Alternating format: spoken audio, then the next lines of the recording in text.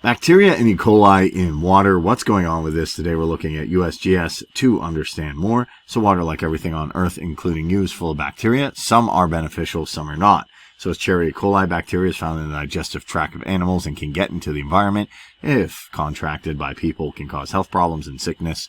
So here's the information that we need to know. Bacteria are common single-celled organisms and a natural component of lakes, rivers, and streams. And most of these bacteria are harmless to humans. However, certain bacteria, some of which normally inhabit intestine tract of warm-blooded animals, have the potential to cause sickness and disease in humans. And high numbers of these harmless bacteria often indicate high numbers of harmful bacteria as well.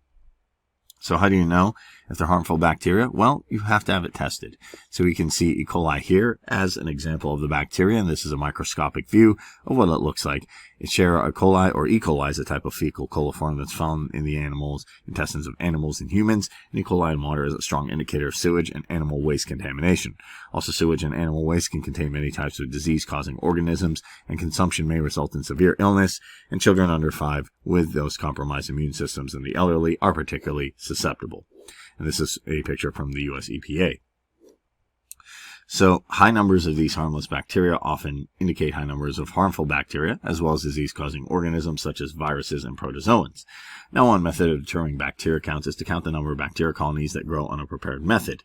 So we have Escherichia coli or E. coli as a bacteria found in the environment of foods, intestines of people and animals, and they are large and diverse groups of bacteria. Although most strains of E. coli are harmless, others can make you sick, and some kinds of E. coli can cause diarrhea, while others can cause urinary tract infections, respiratory illness, pneumonia, and other illnesses.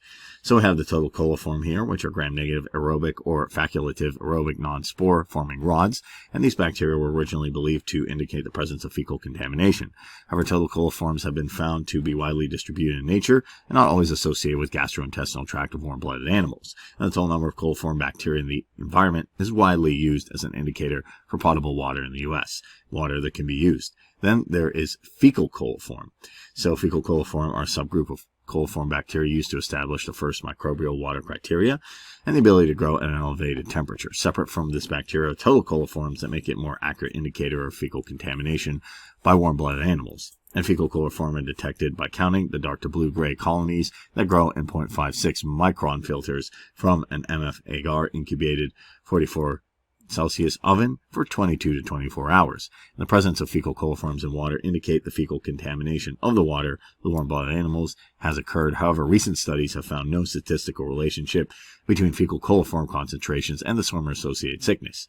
And last but not least, we have the Escherichia coli, or E. coli, which is a rod-shaped bacteria found in gastrointestinal tract and feces of warm-blooded animals, is a member of the fecal coliform bacteria and distinguished by its inability to break down urease.